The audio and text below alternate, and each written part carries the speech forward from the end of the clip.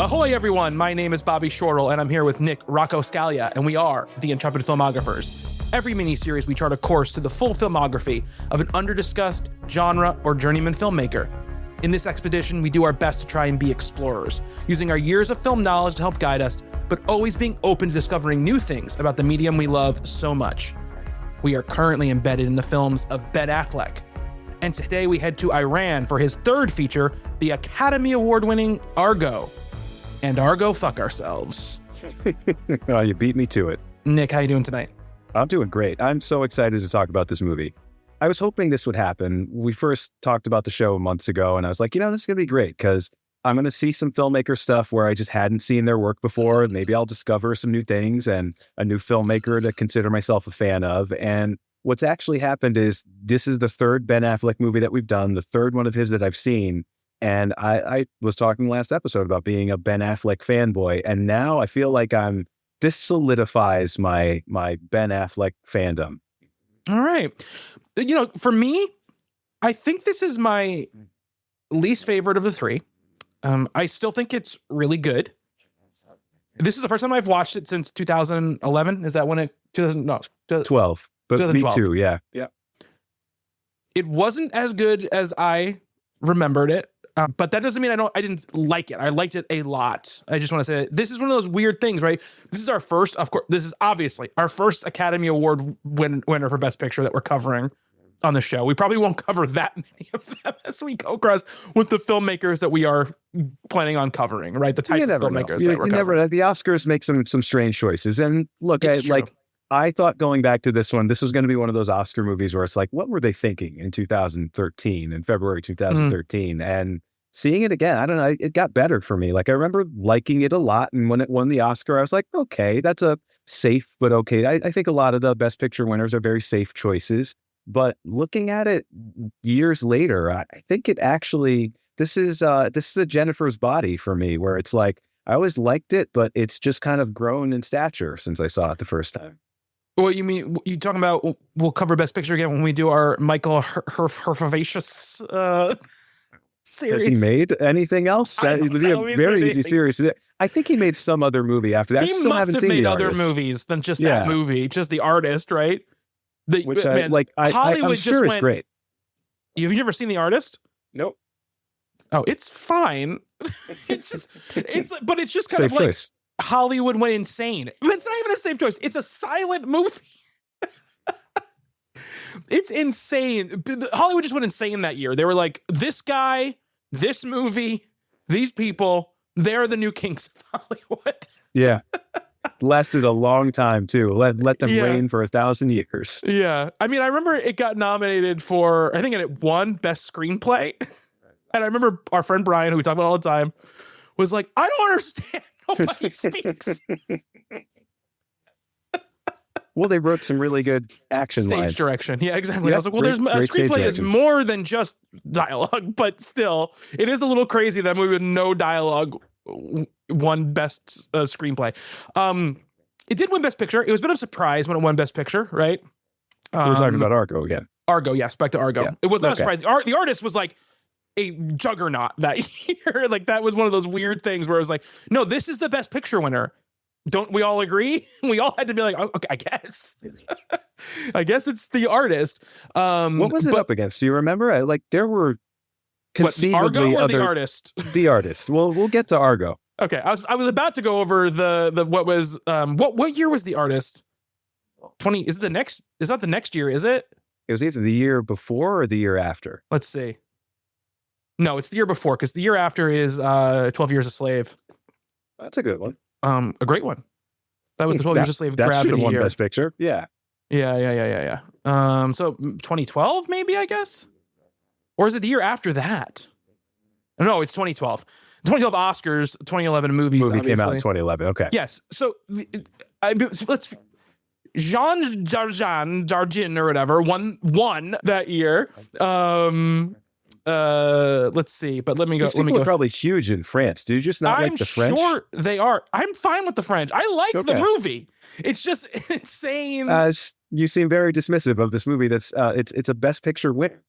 It is a Best Picture winner. He won Best Director. Michael Hazanavicius. Hazanavicius, one best director over Terrence Malick for The Tree of Life. So let's just take a step back. But let's see. Where's picture? Here we go. Best picture.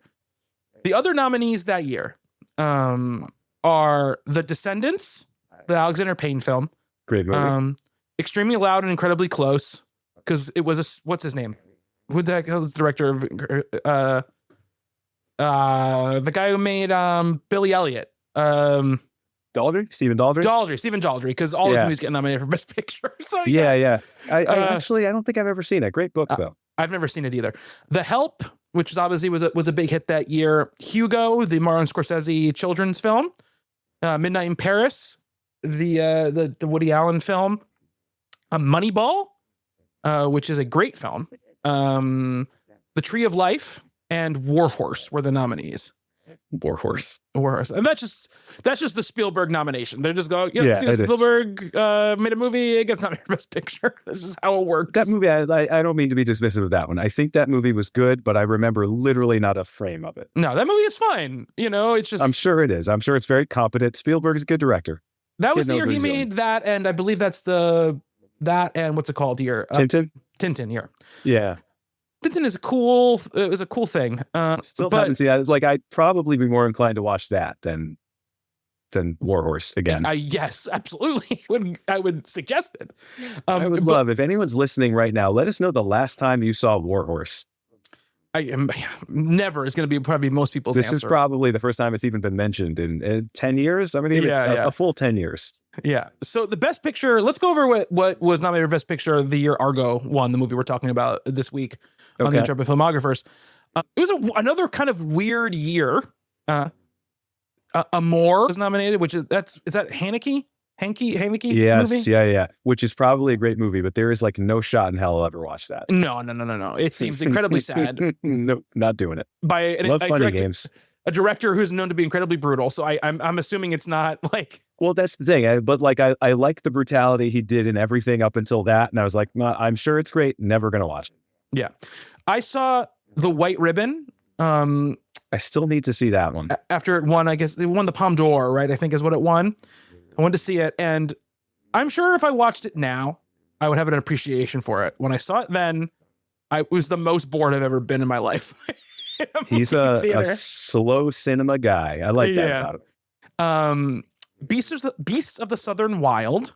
Oh, great movie. Forgot a movie about though that I feel like is completely forgotten, right, at this point. And I'm not sure. I know those filmmakers went on and did a couple other things, but you never really hear about the Ben Zeitlin, I think the guy's name is. Ben Zeitlin, who was nominated for Best Director that year. He's probably the one that gets in over Affleck that year, which is the big controversy. You can only have one Ben, and he's got an H in his name, so it's just give it to that guy.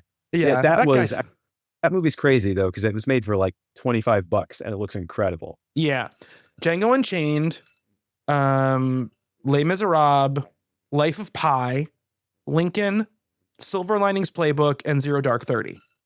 Some solid movies in there. Very solid movies. Zero Dark 30, the movie of that year that was supposed to be was sort of projected to be the front runner, right? And then when it came out, CIA-sponsored propaganda flick that year, you could only give Best Picture to one. So and they gave the one that had some funny stuff in it. Yeah. Zero Dark 30, not a humorous movie. Right, but Bigelow's coming off of just a few years before that, right? The Hurt Locker. So she's, become an Oscar person. So everyone thought that was going to be the big movie that year, and it just didn't end up being that. It was a weird year, right? Because, obviously Argo wins Best Picture. Its director isn't even nominated for Best Director, which was a big controversy at the time. I remember people being kind of surprised because he won the DGA, right? Affleck? Yes. Yeah. Which is usually very predictive of at least being nominated, if not winning the Best Director Oscar, right? But the winner that year was Ang Lee for Life of Pi. Michael Haneke was nominated. Ben Zeitlin was nominated. Steven Spielberg was nominated. For a mid-tier Ang Lee movie. Yeah, and then Spielberg was nominated for Lincoln, and David O. Russell for Silver Linings Playbook. This was in that run of David O. Russell where he was getting nominated every single year. People were like, can't do any wrong. We liked that guy for a long time. He had a good run while it lasted. Yeah. Probably never will work again. No. Well, that whole time, even when he was popular, people were like, you know what he did, right? He like made Lily Tomlin like cry on the set of I Heart Huckabees. Just not a chill guy. David Not O. a Russell. chill guy at all. Do like our I Heart Huckabees a lot though. Yeah, I like a lot of his movies a lot. Like that's that's one of those things where Silver Linings Playbook's very good. Very good. The Fighter is very good. Yeah. Even it's Silver Linings Playbook, but that was the end, I think, because like I mean, American Hustle came out the year after or 2 years after or whatever, and that movie got a bunch of nominations as well. But I feel like was the first time people were like, yeah, but like, is it really that good? And then when Joy came out, it was just like, all right, we're done.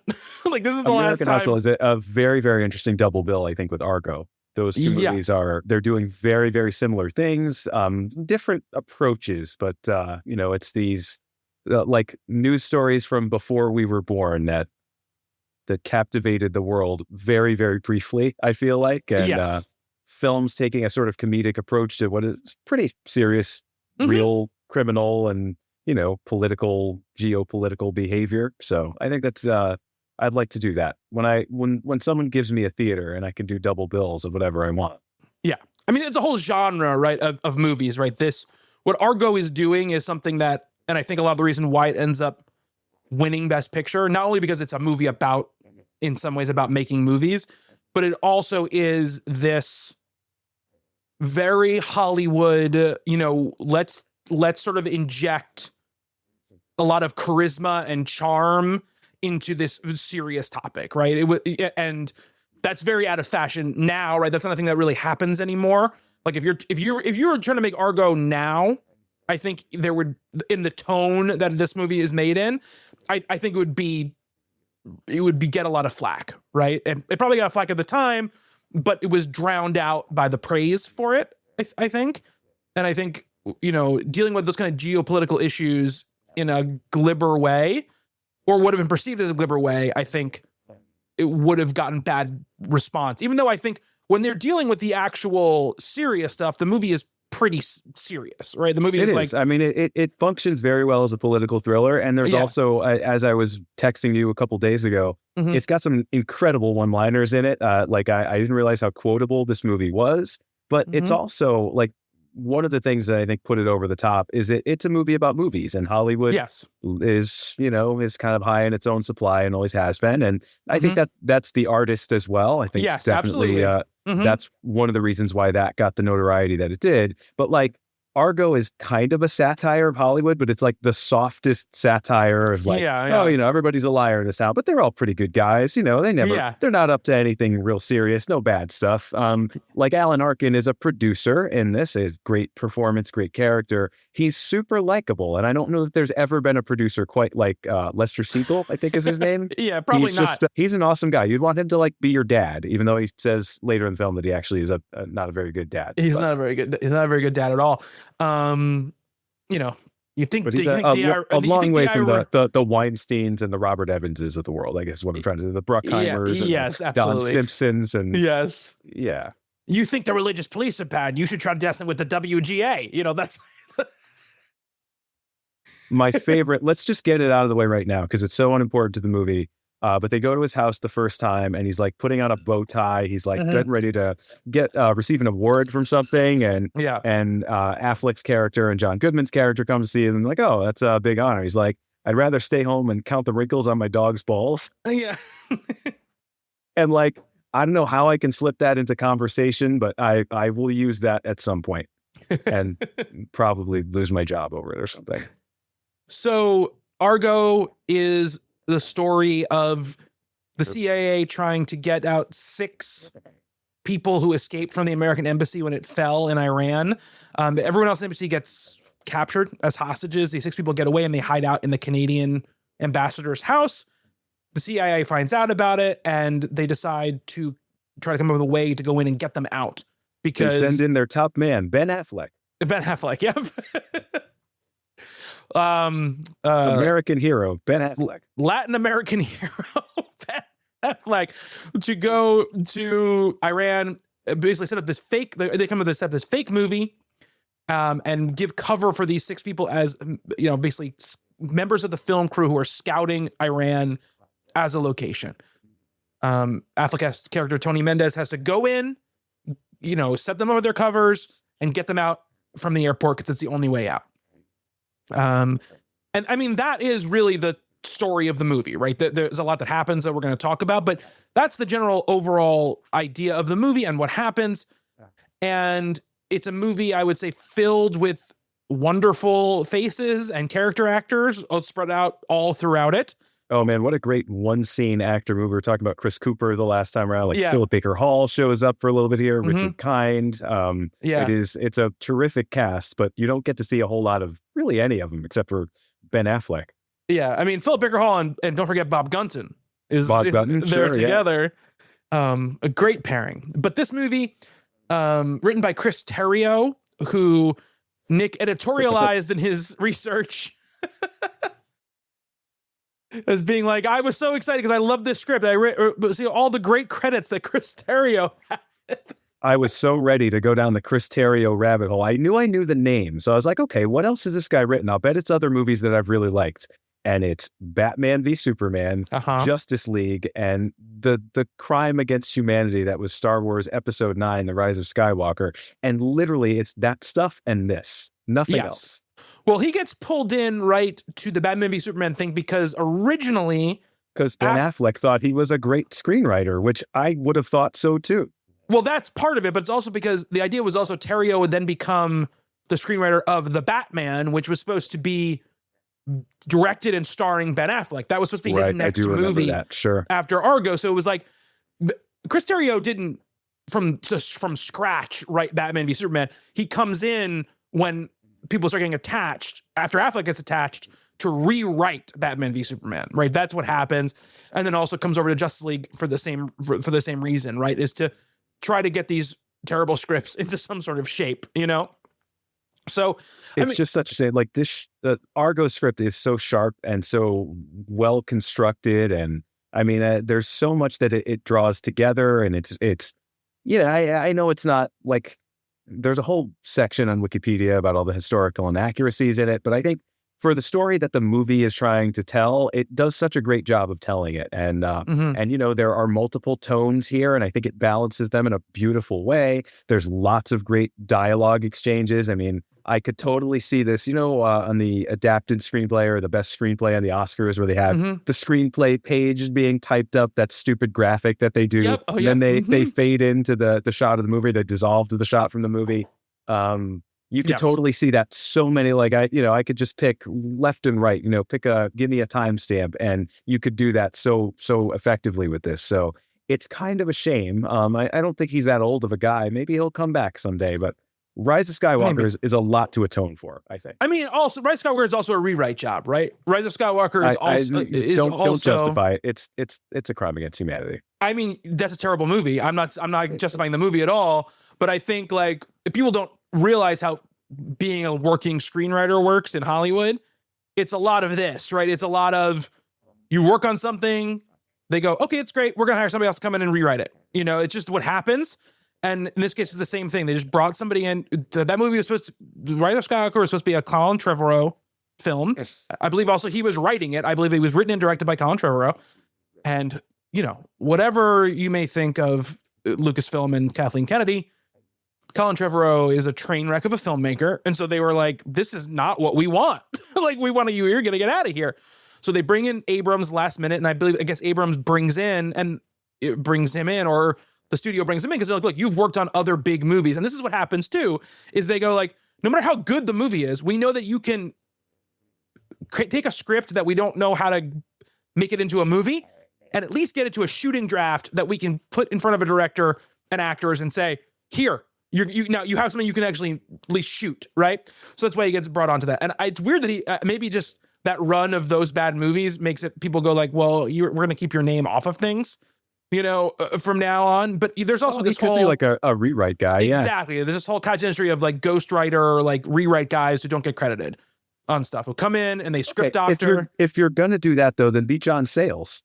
Make your own movies that are awesome for very we're going to live in a different world than with the John Sayles world at this point. Anyway, that's Chris Terrio's story.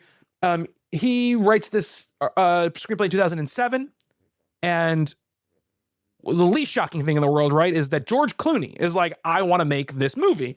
This seems like a George Clooney movie, right? That like his type of directorial film very much follows in this vein, which is, Good Luck is actually a very odd departure for him in some ways because it is so just completely serious, right? It's serious from tip to tail, and usually has sort of like, he loves historical stuff. He loves a little bit of like humor mixed in. Three Kings and this is The Men Who Stare at Goats. I actually really like that movie. Oh, he's in The Men Who Stare at Goats. He didn't direct The Men Who Stare at Goats, but he's in it. He may, like, you think about like Leatherheads, or you think about do people think of Leatherheads? Confessions of a Dangerous Mind. That's a great movie. These movies, he has this kind of historical but arch sort of vibe to him, right? So, and this would have to be right around the time. What year is Good Night and Good Luck? It's got to be around this time, right? Around 2007. It's about 06 or so. Yeah, so it's right after Good Night and Good Luck, which is a fantastic movie, obviously. Yes, it is. It's now they're doing a Broadway version of it, and Clooney is starring in it. So that's something. Fun. Yeah, I won't be able to afford to go see that. No. But for you wealthy folks who see it, enjoy. Yes. Affleck comes on in 2011, right after directing The Town. So the interesting about Affleck, for the fact that he is such a big star moving into directing, he's really building a director career in a very traditional way, right? Very small movie that doesn't cost a lot of money that he makes, that doesn't do great, but people like, right? And they're like, oh, this is a good movie. You can do this. Let's give you something a little bit bigger. Does a little bit of bigger movie, a little bit bigger cast, is much more successful, right? And so the people are like, okay, you've kind of proven yourself. Let's take the next step up, which is make something a little classier, right? Make something that's a little bit more, I'm assuming when they're making it, they're not thinking this is an awards movie, right? Because it doesn't feel like that. It's a prestige movie, right? It's an actual, movie, a historical situation. We're moving out of the Boston noir world that he could have just done that his entire career. I mean, he's done two in a row, and they're both great, as we've talked about. But this really kind of expands the canvas a lot for him. I mean, it's his first period piece. It's his first kind of ensemble drama. I mean, there's elements of that in the other two films. I mean, he really does a great job of bringing casts together. Mm-hmm. And we see a lot of recurring players here, and actually a lot of recurring crew people. Uses the same production designer for all three of those movies. He tends to work with people. Titus Welliver comes back again. Which is fantastic. Yeah. My brain did not clock these movies that Titus Welliver is in all of these movies. No, me either. Like he doesn't have a big part in it. Gone Baby Gone. He's a pretty significant character in that, but he has a decent sized part in The Town too. They're both like pretty. This is a very like, he's just a guy in the room. You're like, oh, there he is. It's Titus Welliver. It's funny because he doesn't have that much screen time, but he doesn't have really that much less screen time than like Chris Messina or Kyle Chandler. Really? Like Kyle Chandler was in like maybe two scenes or one and a half or so. Yes. Forgot he was in this movie. Like it's fun to watch these movies. I felt the same about The Town and Gone Baby Gone. Mm-hmm. Like you just forget so much about that. I don't know what it is. Like and they all got better. I think they all not only held up, but kind of, as I said, got better over time. But like, I felt like I was almost seeing this one for the first time again, too. And I remembered the story very well. I remember the airport escape, but like pretty much everything leading up to that, including this fantastic opening that this film does that I've never seen quite anything like that before. And I don't know, I would have thought that would have stuck with me a little bit more than it did at the time. Now I'll never forget it. Now, just the one-liners alone, I feel like this is going to be a go-to for me. Yeah. Also, his buddy Victor Garber shows up for more than, he's actually in this. Yeah, he has like a pretty significant role in this. Yeah. Yeah, which is he's great. Very good in it. Yeah. Yeah. He's perfect for that kind of role. Again, like you said, Affleck, very good at casting, very good at knowing.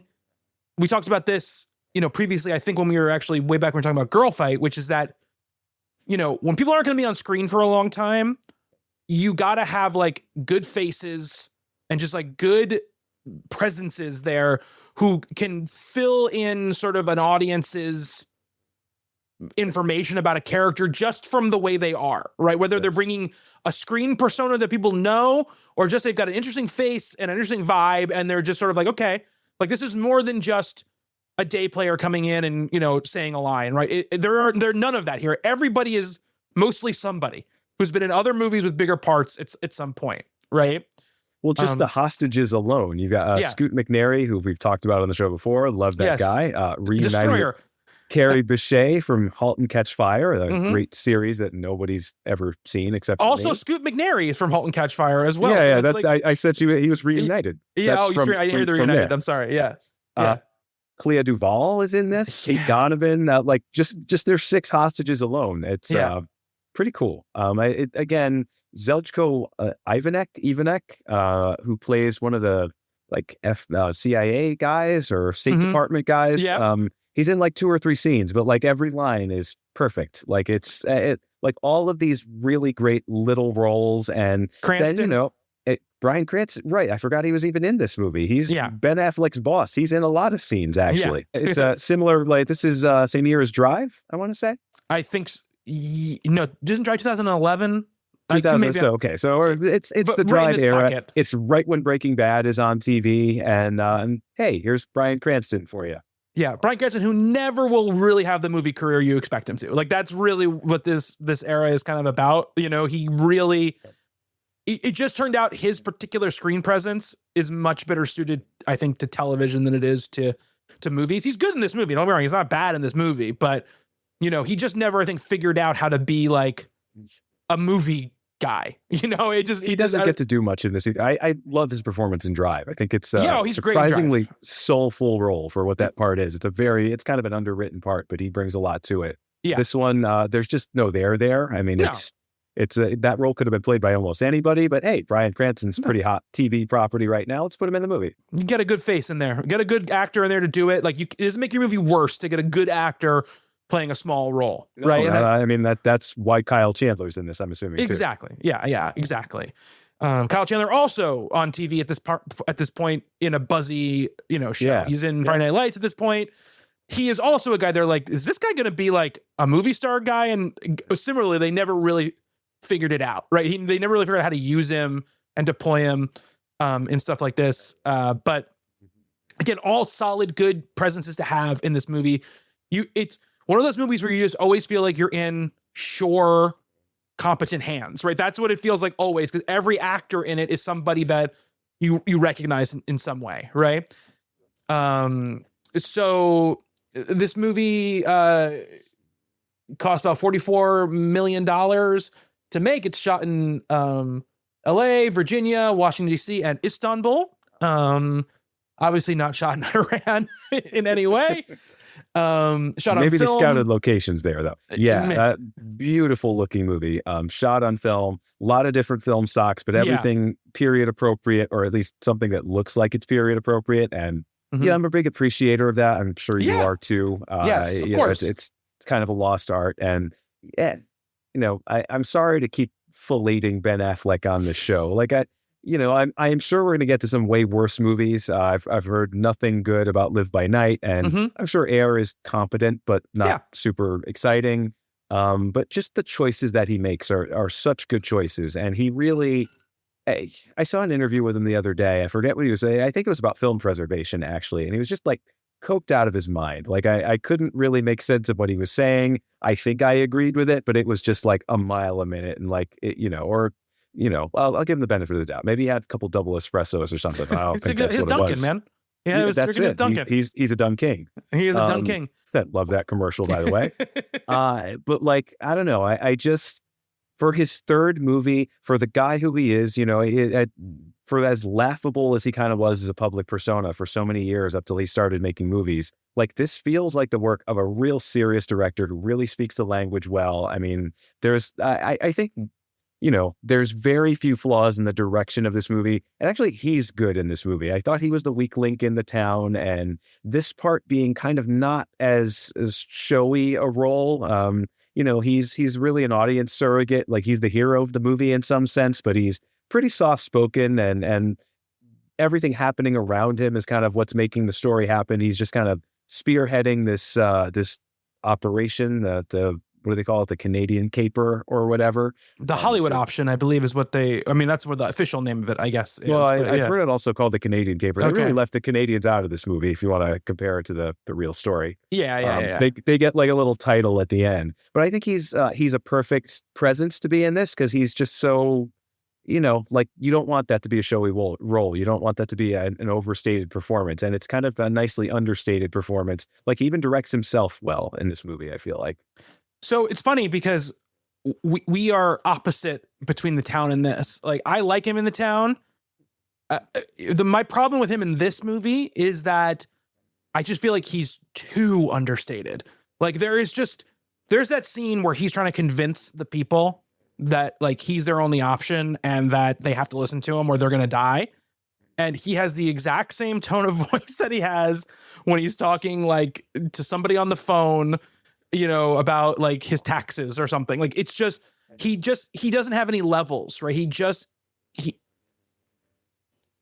needed to give me a little bit more. He is too much of a cipher for me in this.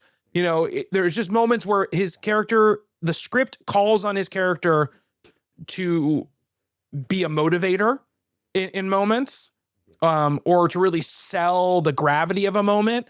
And in those times, I could really feel him being like, I'm not doing the Ben Affleck thing. All the charisma squashed down. This is serious internal acting, But isn't that true to the character? I'm like, what I love, one of my favorite things about the movie is I don't know Tony Mendez. So no, I don't know him either. But the way he's presented, obviously he's dead. Rest in peace, Tony Mendez. Yeah.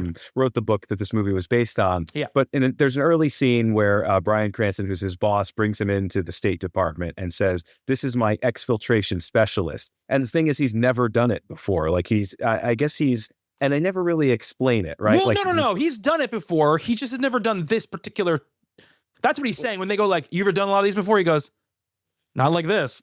But that's what I mean, right? And I think it's this sort of lack of self-confidence that's really interesting about him. And if he just like got in there and was like charismatic and motivational the way I think you want him to be, I don't think it would have made sense in the story. Like he's a pretty regular guy. He's kind of an everyman who just happens to work for the CIA. And I really like that about him. I don't know. Like he's a CIA operative in which his specialty is getting people out of countries in weird ways. Like that is what he does, right? He's obviously good at his job or they wouldn't bring him into that meeting. He also, but is he yes. Where are you getting this idea that he is not good at his job? It's the way that it's coded. So that the scene that we meet him in, it's this scene that we've seen in so many movies where we're just like panning the camera over. He's in an apartment. He's passed out on his bed. There's beer bottles everywhere and empty Chinese food boxes. And it was like, okay, so this guy's an alcoholic or he's going through a rough time. He's depressed or something like that. It's a very common scene that we see all the time. Exactly. He's Ben Affleck circa 2005 or so. Yeah. Uh-huh.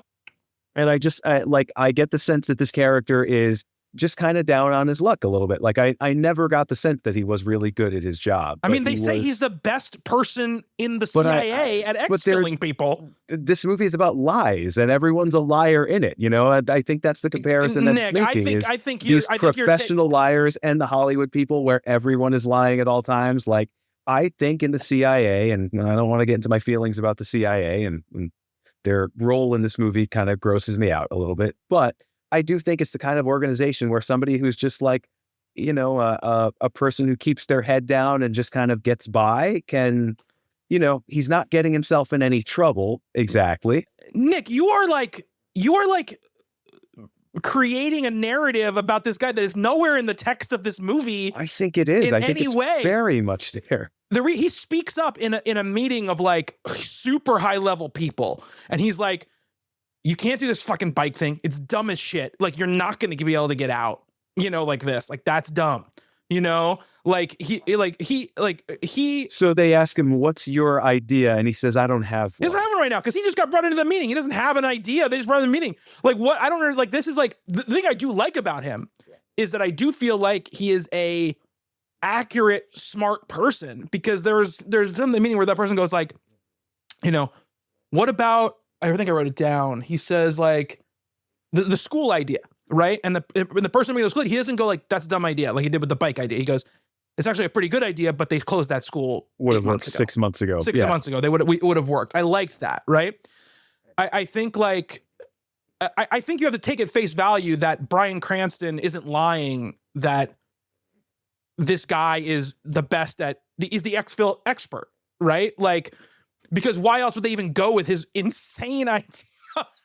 You know? See, but like that's what I think. Like he comes up with this thing which is bullshit, and then the plan revolves around bullshit. And I don't know. It's like they gotta be good at lying. He finds in himself this ability to bullshit I don't think effectively. That's not that kind of movie. It's not that kind of movie where like, because the problem is like, I think Tony is incredibly a cipher, right? Because Tony doesn't change or grow at all in this movie, right? That's the thing. Like, and he doesn't have to. This is not a movie about Tony changing or growing, right? That's not what this movie is about. Not a character piece at all. No, not at all. And I don't want him to be like, hey, I'm like super like smooth and great, like a movie spy, right? That's not what I'm looking for. I just think like his level is very like, it's very like mono for most of the movie, which I'm fine with. But there are just moments where in any screen performance, especially in a movie like this, where you have scenes where they're very theatrical scenes, like where we're not like in gritty realism, most of the time here. The script asks for a little bit more, and I feel like Affleck is self-directing himself, being like, I'm not doing the thing. I'm not gonna turn on the charm. I'm not gonna turn on the thing. I'm gonna keep it stamped down. And I think that's not a bad instinct to have for him, but it's one of those times where I feel like him self-directing himself creates a worse performance for him, because I feel like if he was watching another actor do that, he would coach them differently, right? He would direct them differently. Or if this movie was directed by someone else, they'd be like, you need to give me a little more, Ben, in this moment. So Ben's performance, to me, I like Ben Affleck. We talked about this as an actor. I just feel like it's so understated to the point of flaw for me. Like there are moments where I'm like, dude, like, I wouldn't go with you in this moment. And I know that you're right, and I have the information that you are correct, but I'm like, when Scoot McNairy is like, I don't trust this guy. And he's like, come on, you got to trust me. I'm your only hope. And I'm like, all right, man, like, come on. It's like my life is at stake, and this is all you're giving me in this moment, So I like the choice, and I take it as just his inability to have that confidence, to be so sure of himself in this situation where there are lives at stake. I think it's a good performance. I really, and I thought he was way overdoing it in The Town, and here maybe he's shifting a little too far in the other direction of keeping it understated, keeping it kind of quiet and soft-spoken. But I think it works for this movie. Like, I do not want some, really rah-rah patriotic, charismatic. No, I'm not asking for patriotism. That's not what I'm asking for at all. I understand. I'm also like, I'm not bringing to this any sort of like, I think the CIA are all cool winners who do good stuff. Like, that's not where I'm coming from. I'm not either. Obviously this movie is wrapped up in a lot of geopolitical stuff and a lot of American stuff that you can't really extricate it from. I think Affleck does or Terrio, who knows who puts this kind of stuff into the soup, but does a decent job of, at least in the beginning and a couple of other times in the movie, kind of being like, this is partly America's fault, right? That what is happening, right? Not enough, but it's at least there. No, but how much are you going to do? Like, you need the cooperation of the CIA. Obviously, they were part of the movie, so it's like, you can't make this movie the way you make it without cooperation from the CIA. You just can't do it, right? There's locations and ideas and stuff you just can't bring to bear, right? So I think that you have to look at it with a little bit of a side eye. Any movie about the military or the government that uses government buildings or hardware or whatever, you've got to give it a little bit of a side eye, to be like, there is obviously a little bit of smoothing over going on here, for all of this kind of stuff, right? It's same thing with Top Gun Maverick. Conversation about Top Gun Maverick. Yeah. Obviously, look, and I'm also not here to say every person who works for the CIA is a dirty, lying rat who has bad intentions, right? I'm sure there are plenty of people who work in these government agencies, right, that go into it with the best of intentions, right? But Tony Mendez seems like a good guy. Yeah. But the apparatus maybe is a little unsure of himself, and maybe he's got a bit of a drinking problem, but he's definitely got a drinking problem. That's for sure. He's got a drinking problem. But so we should move on to the opening scene, which is this. Well, first we get the credit scene, kind of before the credit scene, which is, or the before the credit scene, or the prologue, whatever you want to call it, where you're getting this sort of movie concept art history of Iran, of Iran, of the conflict there. And I mean, what this film is, just tonally, the fact that they're doing this as movie storyboards, I forgot about that choice, as I was saying before, and I love that. It's, my great film professor Robert Lang always said you can tell everything about a movie in the first 30 seconds of any movie, but a good movie, right? And I think this one absolutely does that. It gives you, what is this movie? It's a Hollywood story crossed with a sort of political story, political thriller. And there you go. Like, what perfect way can we signify that visually and auditorily in the first few seconds of the movie? Well, let's tell the history of Iran and the United States involvement in Iran using film storyboards. Yeah. Good choice. It's a very good choice. And it reminded me a little bit of, what's it called? Sort of in 2007, 2008, I think it's back-to-back years, there was Persepolis, right? Which is just going to say Persepolis. Yeah, the animated movie about the animated movie based on the graphic novel, which is fantastic. Amazing movie. Haven't heard anyone talk about that one in a while. Go back and watch Persepolis. That movie, you should. It's really fantastic. And also Waltz with Bashir, I believe, was the next year, which is also an animated sort of like war movie. Reminded me of that, right? Those ideas. And Affleck has been pretty open about the fact that, like, he's like, I'm going to take some ideas from other things that I think are great, which is not a problem at all. But I think it's really smart and does set tone. And you need to give people some backstory about what's happening here, right? And like you said, it's a great introduction to this dual concept, right? This geopolitical thriller mixed with the movie thing. And then we go into the scene of the actual embassy and the moment where the embassy gets overrun, right? Really tense scene. Really tense scene. And does the thing, we're doing these series, we're trying to look for these sort of hallmarks of the director, right? And in all three of his movies at this point, he does this thing at the beginning where he mixes like traditional, narrative filmmaking with this sort of almost, naturalistic documentary style, handheld, very newsy looking style. Yeah, and he does it here obviously to a heightened degree, because now we're in, like, we're not just interviewing a mother, we're not just kind of showing you Charlestown or whatever. We are showing you the present day, and it has that vintage look to it as well. Really well done, I think. The cinematographer, this is Rodrigo Prieto, who's great anyway. I don't think he won the Oscar for Brokeback Mountain a couple of years before this, but he was definitely nominated for it. Did he not win the Oscar that year? I don't think he was. I think he was nominated. You talk. I'm going to look it up. I was just going to say, I think he does a really good job with this. What I was reading about it is, I guess they zoomed in, they shot on 35, but they zoomed it in to make it look like 16 millimeter. Okay, that's what they did. They had people in the crowd with actual 16 millimeter Bolex cameras shooting some of that, like you were saying, very documentary style footage of this, the takeover of the embassy and people breaking down the doors and the walls and everything. It is an incredibly tense scene to start this movie.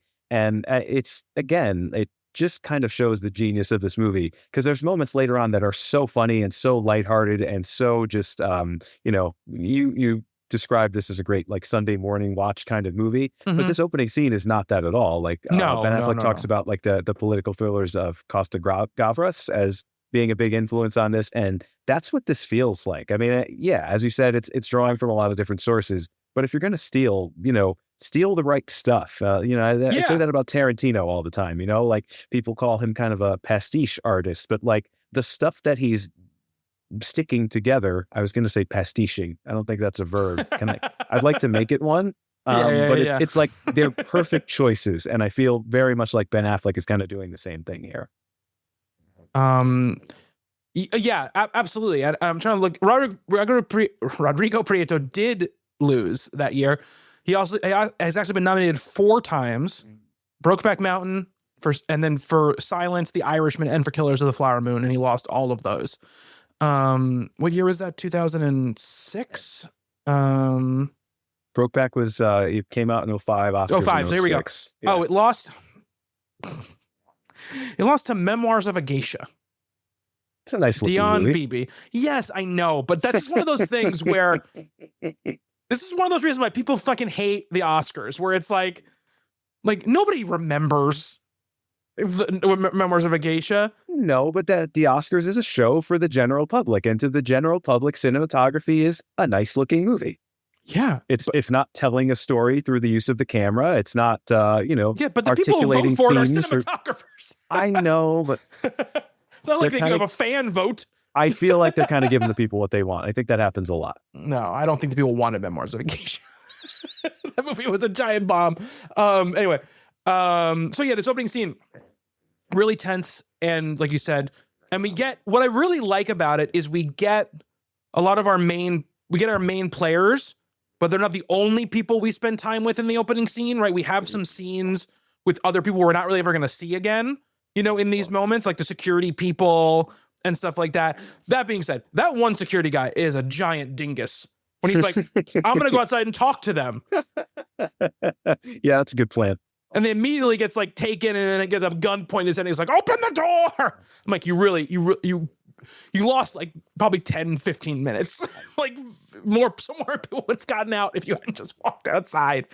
But yeah, a good, a really good tense opening scene really sets up the real stakes of what we're dealing with, right? Not because if you start on the other side, then I think the movie doesn't have the same impact. Because if you start with the funny stuff or the more, the more sort of like snappy stuff, or even if you start with the CIA part of it, and this is like a flashback or something, it doesn't, I think, have the same. No, we have to see the real event, the real people. And yeah. I will say, between this and the storyboards, like this was before my time. This happened a couple of years before I was born. And as I was saying about whatever the scandal was in American Hustle, I mean, I'm sure these were on the news like every day when they were happening. Like I knew about the Iranian hostage crisis, but like, it's a historical event by the time I came of age to watch movies and to understand stuff like that. And by like 4 or 5 minutes in this movie, you're so invested in this entire situation that, is like, it's history book stuff, right? But I think it's set up so well, and the stakes of it are set up so well. And like you said, it's those moments, right? The security guard, it's the people in the building, just the kind of workings of the embassy, the idea that, we have to burn all the documents. They're like smashing computers and, they're shredding, like it's a very tense paper shredding scene, which you tend to see in movies a lot, maybe more tense here. This is not the Wolf of Wall Street, right? Like lives are literally at stake. And one of my favorite things, there's a great movie called No Way Out from the 80s with Kevin Costner, where the entire movie, like a lot of the suspense of it, is a printout where this picture of someone, I believe it's a CIA movie, right? Where there's a mole at the CIA, and it's very slowly, the printer is very slowly printing out a picture of this person. And the big reveal of the movie is going to be who is the mole. And this movie kind of does that in a reverse sort of way, where they shred the photos of these 6 hostages that end up getting out, going to the Canadian embassy, and people are like putting the shreds of paper. They get, they said sweatshop kits to stitch them back together, which is kind of a fascinating story in and of itself, little side story that's going on through this movie. Yeah. But I love those sort of things, the race against time, where it's just like a photo, like an identity kind of thing, to sort of drive the ticking clock of the story. Yeah. It's like, did you see Tinker Tailor Soldier Spy? Yes, love that movie too. The tensest thing in that whole entire movie is when Cumberbatch has to steal that folder from the agency, and it's the same type of vibe where it's like this guy is just literally walking into a building, taking something, and walking out. That's all he's doing, and somehow they construct like this very tense scene around it, right? And that's even without any Great scene like that in Oliver Stone's Snowden too, which didn't actually happen to the real Edward Snowden, but nice little dramatic scene in the movie. Yeah, Tinker Tailor Soldier Spy was the year before this, right? It was, yeah, I believe it was the year before. Great time for political thrillers. Yes, it was. So we get this opening scene. Then we go to the United States where we meet all the bureaucrats, right? This is the Kyle Chandler, and we get a little bit of the little bit with Titus Welliver and some other people, right? Great banter in this scene. Love it. Yes. Basically setting up what's going on, why they can or cannot take action, right? Then we kind of just pop forward, right? Like it's like, what is it? Like 60 days basically or something like that. Because when we meet Tony for the first time, it's like 60, 70 days later. There is a time jump here, yeah. Yeah. Because you hear all through the movie, you're getting these actual real news reports, right, from the era that are going over what's happening, right? It's been 59 days. There are all of these ribbons all over the place. They're, supposed to symbolize, thinking about the hostages, bring the hostages home. And do you remember the number of hostages they held at the embassy? It was like 63. Okay. It was something like that. It was a pretty big number, right? It's a pretty big number of people. And the interesting thing is that's what people cared about, right? Like it's that larger group of people just because it's a larger group of people. Yeah. And yet this movie is about the smaller group. It's about the minority. No one knows about the 6 people, right? Intentionally. Right. And the whole concept is these 6 people are actually in way more danger than the 63 people who are captured, because that's international news. If they kill anybody from that, it's going to cause a worldwide crisis, right? And that's what I mean. So I mean, they're basically gone already in some sense because no one knows about them, and it's but this movie, you could make a very interesting, I think there has been movies made about the hostages actually at the embassy, but here we're with this other, this clandestine group that's hiding out with the French ambassador, which, how big is that house? Canadian ambassador, right? Yeah. What did I say? You said French ambassador. Yeah. That could have been worse. And this concept, right, that these 6 people, if they get taken, they'll just kill them, because that's nothing. But no one knows they're even there, right? They're basically already dead. So they won't even care about those 6 people. So we got to get these 6 people out, and we've got a shrinking amount of time, right? Because like you said, they're putting together this. I love that moment where the people in Washington are like, some fucking dingus kept a Facebook of everyone who worked at the embassy. And now they're putting it back together, and they're going to, sooner or later, they're going to figure out that they're missing 6 people, and they're going to know exactly what they look like, and the jig's going to be up, right? Plus, you have this sort of ticking clock, right, of this housekeeper that works for the Canadian ambassador, who is our Iranian, who they're worried about finding out that those people actually are. Like, she knows these people are there. A sympathizer. Yeah. This is her home country. Like, who knows, where her sympathies lie in that way. And so, all these people have to basically live inside. There's a scene where they get really mad at Tate Donovan because he left the house for a second or whatever. And this all stuff really reminded me of COVID times a little bit, right? This idea of just being stuck in one place with this sort of nebulous threat that exists outside, and this idea that you're just kind of stuck here, and what are you going to do? There's nothing you can do about it, right? And we don't see a lot of scenes in the embassy, in the Canadian not the embassy, the ambassador's house. Yeah, but I think he does a good job of kind of getting across just the way you start to lose your mind a little bit over time in a situation like that. Absolutely. And, at first they're just happy to have a place where they can hide out, and and it's safe, and it's no one's really looking for them there. And then after a while, particularly Scoot McNairy's character, who is kind of signaled early on as the thinker in the bunch. He's and he feels very guilty because he brought his wife along. They were newlyweds, and they he brought her to the embassy, and now they're in this situation, and it's he may not only be killed himself, but he's also going to get his wife killed, and it was totally his idea that they're there. Yeah. And she asked him to leave before this happened. And he was like, no, this is good for me to be here. Like, that's a great scene. That's a little bit, it's like midway through the movie. And we sort of realize, he's got this moral thing that he's going through, minor character, but ends up kind of being an interesting foil to Ben Affleck's character, because he's the one that's basically like, this is a stupid plan and it's not going to work and you're going to get us all killed. And why should we trust you, as you were saying before? Yeah. And I do like there's this great tension even with those characters, and we cut back to them like, I don't want to give him too much credit, but there's the way this film sort of balances what's going on there, which is pretty much tense all the way through, with the silliest Hollywood scenes in this movie, with the stuff that is the most entertaining, the most lighthearted. There's a great moment. How deep are we going into the story here? Because we should go pretty deep. I want to tell you about my favorite scene. Okay, so I'm assuming it's one of the Hollywood scenes that you're gonna talk about. Partially, yes. Okay, so I mean, let's just say like I want to talk about one moment because it's one of the moments that for me didn't work before we move on to the Hollywood stuff. So it's like we have this meeting we talked about, right, where they're trying to figure out what to do. Affleck's character is in that meeting and he's kind of shooting down what they're talking about. Doesn't currently have an idea, right, for what they're going to do, but he doesn't like the ideas that they have. He calls his son, right? He's separated from his wife at the moment. Calls his son, and kind of like a cute moment, which I did like. He's like, what are you watching on TV? I'll watch it with you, right? That I don't mind at all.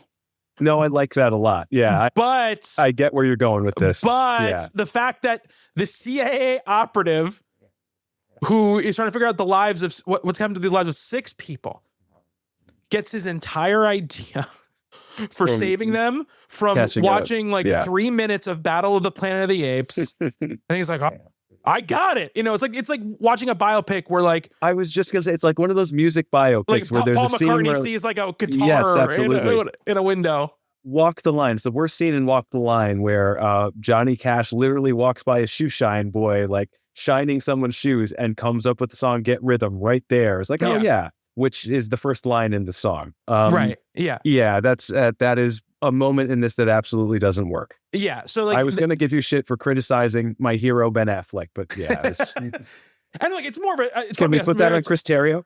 A scripting thing. It's probably a scripting thing, right? But it's one of those things where I'm like, this is just a little too cute by half, right? This is just too, for a true story, right? Yeah. It's just a little bit too cute. A true story has such a serious thing happening, right? It's just a little too much. I think the plan is great. It's a ton of fun. Like, I like that idea. Obviously, it's a real idea. Have gotten to it in a different way. I agree with that. There's just a million different ways they could have scripted that out to be less sort of like, really?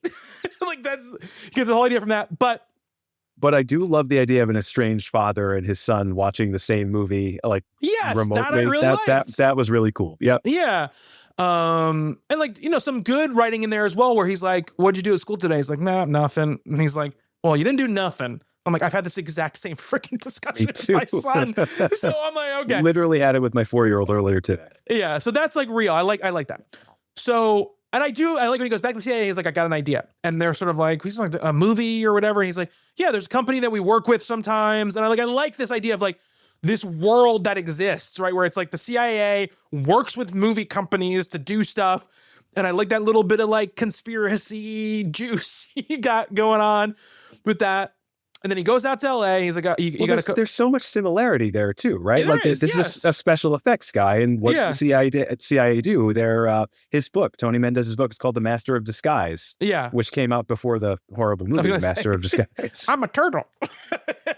Boy, do I like that scene. Supposedly shot like on night, but I do. Yeah, like this movie does kind of make that connection there, right? Like, the CIA, they're masters of subterfuge, and Hollywood, they're great liars, as I was saying before. Like, that is their job, is to put on a show in some sense and pretend they're something that they're not. And there's a real synergy between those two worlds, I think, that's interesting, that you wouldn't think of, right? Because John Goodman he doesn't look like a CIA agent. No. In the same way that Ben Affleck does. And this is where the movie, where I think, like, especially on the Hollywood end, does such a great job of the casting, because John Goodman shows up and I'm immediately stoked. I'm like, yes, John Goodman is here. This will be great. It doesn't matter what, even if the writing is bad, this scene will be great. These couple things, because John Goodman is great. He's a great screen presence, and I do like that the movie, this is the movie where at the time of the movie is at its most like, hey, we're doing like a 50s, sure, yeah, back and forth. Every line is a witty joke line that we're flipping back and forth with each other, right? The whole oh, you want to set up a movie company, become a big shot and do nothing? You'll fit right in. I'm like, yuck, yuck, yuck, yuck, yuck. Like we're going real Hollywood. And here. This is before we meet Alan Arkin's character. This is before we meet Alan Arkin. Yeah. So Alan Arkin shows up, this movie producer, and we already talked about it a little bit. And Alan Arkin, in this sort of like era of his career, we talked about how Hollywood went insane for the artist, right? There's just sometimes, not Hollywood, just America is like, this really old person who's been around for like 70 years, we're obsessed with them for like this 10-year period or whatever, 5 to 10 year period. And we were definitely in that era with Alan Arkin, right? After A Little Miss Sunshine. The world is a better place for it. Don't disagree with you at all. I will say this. He's a ball in this movie. Don't get me wrong. He's a ball. The fact that he got nominated for an Oscar for this performance is banana pants. Okay, here's my take. The fact that he didn't win that Oscar for this movie is banana pants. He's just doing the Little Miss Sunshine thing again, but with a lot less depth going on in the character. The character is fun. I really like all his scenes. This is not like a qualitative talk on his performance. But I would have nominated Scoot McNairy over Alan Arkin in this movie for Best Supporting Actor. Okay, I'll give you that. I don't know about over him, but he could have been co-nominated with him. Sure, I love Scoot McNairy. We've talked about my appreciation for that guy before on the show. Get a human named Scoot McNairy. That's probably why he's never nominated for anything. Like we can't nominate someone named Scoot McNairy. I'm sure I said this the last time. I want to see Scoot McNairy and Skeet Ulrich in the same movie. Yes, absolutely. You did say that last time for sure. Skeet, yeah. So or they could do a podcast together. Now we get sort of like really what is kind of like the most processy part of the whole movie, which is this. Let's get this fake movie production up on its feet. Let's pick, and again, a couple of these things, the way he finds the Argo script, again, is just a little bit too, like, the weird coincidences that happen in your life, the kind of moment where I'm like, they're reading a million scripts. You could have just done a shot where they're just like going through scripts sitting there, and he just is like, he's sitting there next to him, and he picks up one, and he goes, oh, what's this, whatever, and just sees it, and he goes, oh, guys, wait, I think I found one. Something where he's kind of like pushing scripts around, and just like, he sees the cover and he's like, this is the one. When he picks agreed. it up. It's like, it's just a little too much preciousness for a movie that otherwise doesn't have that going on. It's not a movie that is about weird happenstance coincidences that happen, right? That's not what the movie is about for the most part. So no, these like moments of inspiration, I agree. Yeah. They're totally incongruous with everything else. Yeah. I mean, it's kind of an interesting Hollywood period too. Like this is just post Star Wars, so I'm assuming that a lot of spec scripts at the time are just Star Wars knockoffs. Oh yeah, for sure. It should have actually been almost easier for them to find a script to work with here. I guess the one that they in real life, the one that they chose was an adaptation of a Roger Zelazny novel from the 60s. Okay. So, classic science, like right in that same sort of era, which I think is pretty interesting. I guess maybe he just didn't want his name on the picture or something, or his estate. Yeah, exactly. It would have been cool to just have the real thing there. Yeah, it would have been. Yeah, but I'm sure there was some sort of rights or something they didn't want to go through, right? I don't really understand that. I mean, they've made up names for other people. They could have just made up, like Lester Siegel is not a real person. They could have just made up a famous science fiction author. It's like, we'll take the thing that's adapted from his book. Yeah, that makes sense.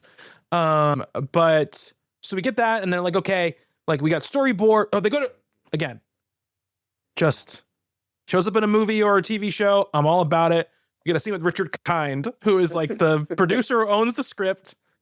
And of course, this is the scene, right, that like was probably the Oscar clip, probably, right, for Alan Arkin when they showed it, right, is this moment.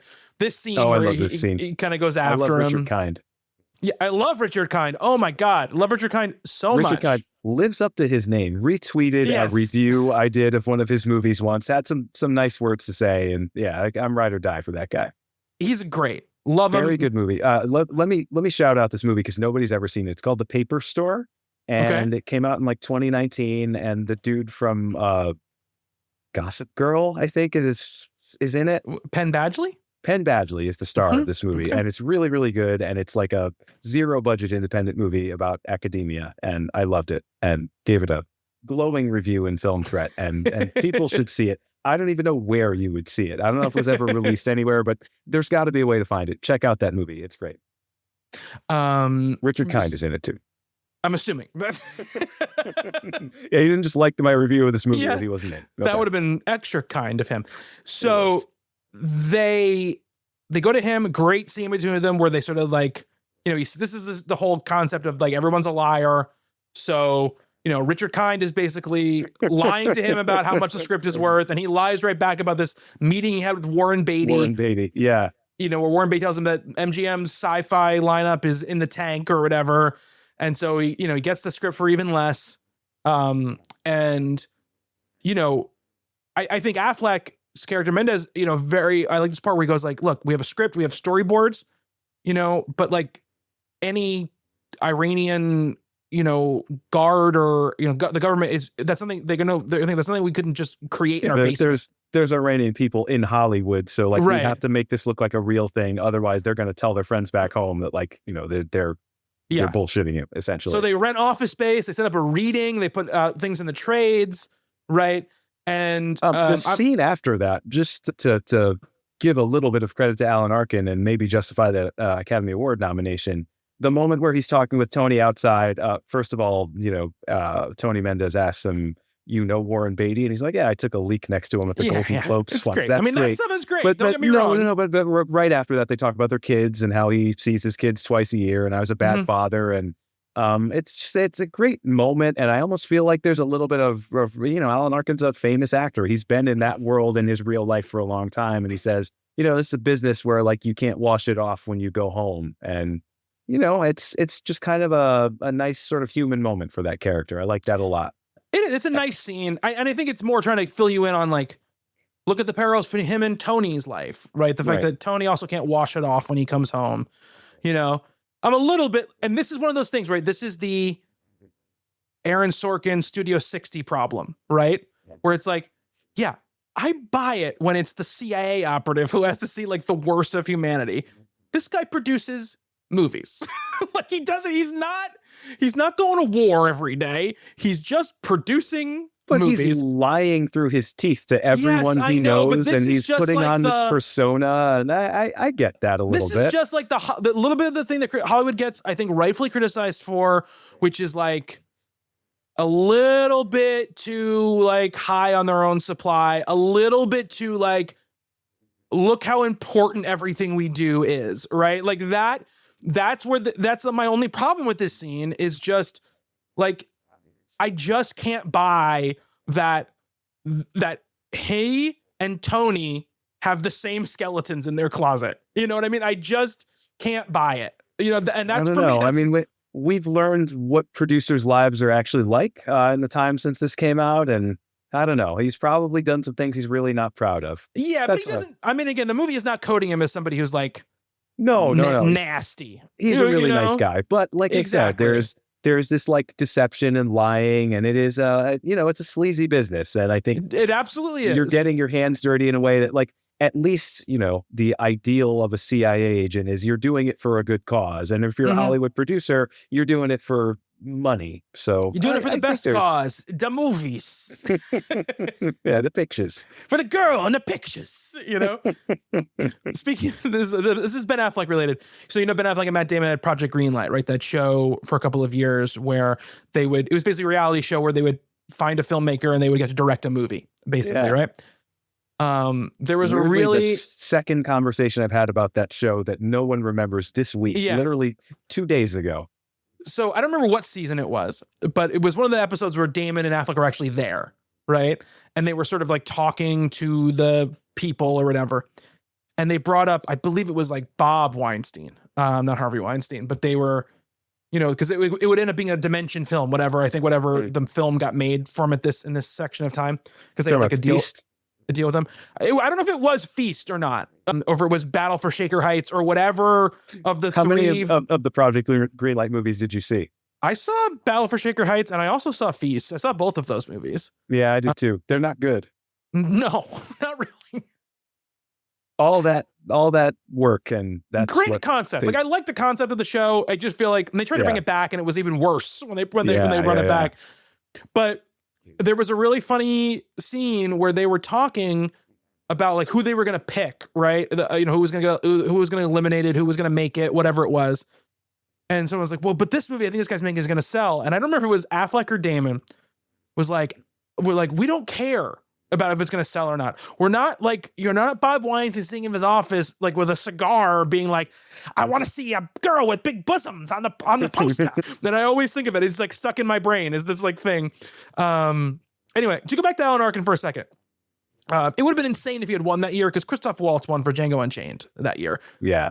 So that would have been insane. Enough. The other nominees were Robert De Niro for Silver Linings Playbook, which really felt like oh my God, Robert De Niro was good in something again.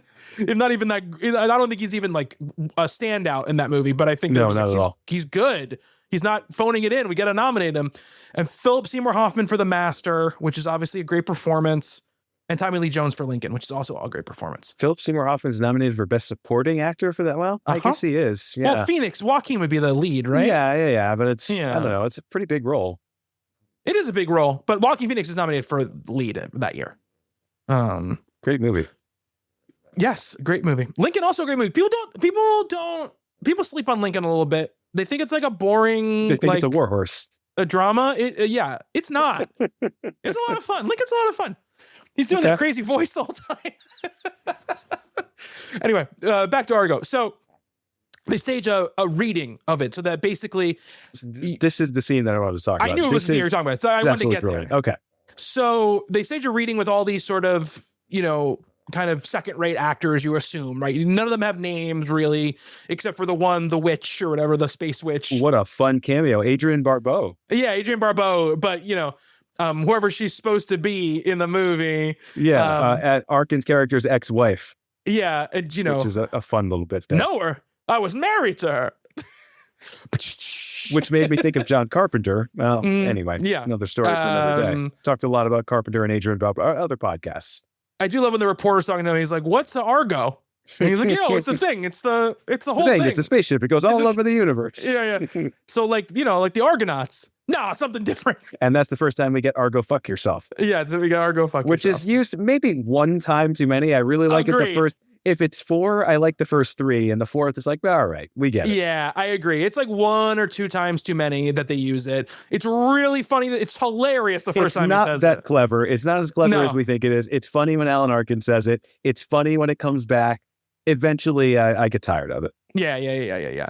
But this scene, I think it's a perfect encapsulation, much like the intro. But this scene also, it does kind of the same sort of thing where we're having the table read for this ridiculous science fiction movie, and the dialogue, the phony dialogue for this, like, we got to engage the thrusters and shit that, things you've heard in 1,000 movies. But we're also getting an Iranian woman who is basically reading the demands for the hostages and what they're going to do to the hostages. Mm-hmm. We're cutting back and forth between these two things. So it's the real situation where lives are at stake and in peril, as sort of juxtaposed with this very, very silly, it reminds me of, have you ever seen Star Crash? The Italian Star Wars ripoff Star Crash? I've never seen it, no. Oh, man. Most beautiful actress you'll ever see, Caroline Munro, and like the worst fucking movie ever made. Just a blatant ripoff of Star Wars that like could care less about anything resembling like a story or a good-looking special effect or anything like that. This movie reminds, the fake movie that they're making reminds me a lot of Star Crash. So we're cutting back and forth between this like insane ridiculousness. Actually, what it reminds me of is the great movie Gentlemen Broncos that you will never watch. No, I'll never watch that movie. It's about a science fiction writer that does this kind of stuff.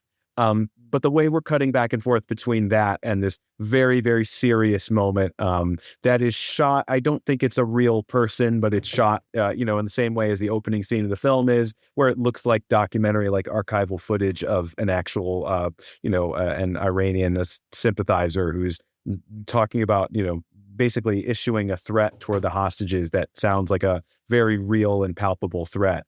It's a brilliant scene. It plays out so well, and it's it's both funny and harrowing at the same time. And I mean, that is a very, very tough balance to strike, and I think he does it really, really well here. Yeah, and so I mean, I think it is actually a real person, because at the end they show those comparison photos of like the scene from the movie and the real scene that was really happened or whatever. And they have one where it's the shot from the movie and the real archival shot of that woman speaking into the microphone. So like listening to demands or whatever that they have. So, it is actually a real person, but the, No. But I mean, it's not the actual footage, right? Because no. Right. Well, that's what I'm saying. So it's a recreation of an actual. It's a recreation. Yeah. Yes, absolutely. So just to piggyback on that scene, one of the filmmaking things I really like there is the way they transition into that, which is they mentioned earlier that there's a lot of people, a lot of immigrants from that area, like the Middle East, who work in Hollywood, and you get this waiter who looks like he could be of Middle Eastern descent, right? Sort of like walking out of where they're doing their reading back into the kitchen. And in the kitchen is a TV playing this. Yes. Scene. Yeah. Great moment. And I love, again, it's a very like directory moment, right? It's a very movie moment, but I think it's deployed really, really well. And it does, like you said, anchor these two things together in a way where they could feel totally separate, right? This script or the editing or Affleck's direction could go, the Hollywood scenes are the Hollywood scenes, and then we'll finish those, and then we'll cut back and we'll have our own couple scenes back in the more serious part. So we're not meshing these two disparate tones together, because some of the filmmakers would be afraid of that, right? Agreed. I think it's a very ambitious choice. It's really gutsy, and he pulls it off. Yes, he does pull it off. I wrote this down in my notes as well. It's a very, very well done scene. So basically they kind of nail down this, we got the little bit more of like the structural stuff that I can feel a little bit is there's like every two scenes, there's a new ticking clock that gets put on the characters that they have to fight against. And in this one, it's like, they're going to pick the teacher option tomorrow if you don't have this whole thing done by ready to go by tomorrow or whatever. Yeah, I need another week. No, you got like 2 days, whatever. Yeah, exactly. Like, how many times have we heard some variation of that line? Yeah. Yes, and that happens a couple of times throughout the movie, right, where they're just like, it almost feels like Terry being like, not trusting just the momentum of this story, right? We already have the big ticking clock in our head, right, which is, they're going to find out who these people are, and they're going to find them, right? They're going to find them, and they need to figure this out fast. When you start throwing too many sub-ticking clocks, it just starts to feel exhausting sometimes, because you're like, well, there's a new thing that I have to get my brain sort of wrapped around. So he figures it out. He goes back, and we have that scene with Philip Baker Hall and Bob Gunton. And I like the Cranston intro. He's like, it's like talking to the two old guys from the Muppets or whatever. Yeah. And I do like when he's like, we have a bunch of shitty options. This is our best shitty option. This is our best bad idea. Yeah. And I like that idea, because I think often that is what happens in these sort of like, whether it be the CIA or the FBI or whatever, it's like when you've got a thing where you just have to do it, sometimes you don't get to the great idea, right? The best idea. You just have to pick the idea that, even though it doesn't seem like it's great, it has the best chance of working for all the ideas that you have. And I appreciate that about the concept that is put forward in this movie in that way. Well, the thing that works about this plan is, one, that they've put everything in place where they've really set up a picture in Hollywood, but also there's nothing standing in the way. Like the thing with the teachers you mentioned before, like, yeah, that'd be a great idea, but they closed the school 6 months ago. This is the only plan that doesn't have some like genuine roadblock like that. Like the thing with the bicycles, that's the one. I think that's the one that in this moment they're like, well, if you don't figure this out in 2 days, we're going to do the bicycle thing. Yeah. No, it was the teacher thing. That. It was the teacher thing. They were going to do. Yeah, they come back to the bicycle thing too. I want to see that movie. Yeah, well, Bob Gunton and Philip Baker Hall bring up the bicycle thing in that scene. Have to escape on bicycles through like 300 miles of rough terrain. That'd be interesting. Yeah. That's like a Men Who Stare at Goats type of scenario. Was that movie good? I remember being good. I remember really liking it. No, that movie. I mean, I shouldn't say that. I have not seen it since the theater, probably when I saw it in the theater. Me either, but I remember really liking it back then. I remember being really excited to see it and then being like, "Nah, it's okay." That's what I remember. Again, it was so long ago. So the plan's a go, and Tony goes to the Middle East. He starts in Turkey, right? That's where he kind of like meets with his British kind of counterpart, right? I don't know what that location is that they're in. I'm assuming obviously it's a real location and probably a very famous location. Palace, yeah. Whatever it is, stunning. Oh my God. Absolutely. I was like, this is like the cinematographer, Prieto must have been like, oh my God, this is like a dream, you know? So much depth, so much interesting like dichotomy of sort of matte stone and shiny gold and like the hanging fixtures. Oh, the chandeliers are fantastic. Oh my God. Not really an important scene in any way. Really doesn't do much for us at all. All it does is establish the visa thing, right? He needs the visa. And this idea of the copy, right? The white copy, yellow copy, they have to match when you're leaving the country type of thing. I do like the bit about that. It's like, so if they don't have the white copy, you're fucked. It's like, if they look. Yeah, if they look. If they look. Of course they're going to look. Of course they're going to look. You know, but I like that, you know, we've got this, you know, we're sort of this is a very much an exposition scene, right? Where this British spy is sort of filling us in on everything that we might not know or have missed in like this time between the embassy scene and when he's entering Iran now. And I think, you know, we get our first scene as well. We also get our first scene, right, with sort of, I would call like, like the mid-level boss of like Middle Eastern officials, like trying to sniff through your bullshit. Like, because he goes to that first guy and the guy's like, why didn't you get your visa in Canada? And he's like, well, because my boss is like kind of an idiot or whatever. And he was like, okay, whatever. But, you know, it sets up this idea like these people. And I lived in the Middle East. I lived in Saudi Arabia when I was a kid. I was like from 4th grade to 6th grade, basically.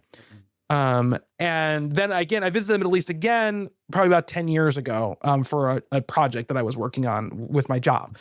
And what this movie gets so right, and we'll talk about this more in the airport scene, the ending scene, is the unbelievable ability of these people who work in these institutions to pick out and sniff out bullshit so much. Like, it's crazy, right? Like, you know, it's just pretty amazing. And this movie does such a great job of capturing these things. I think I also said last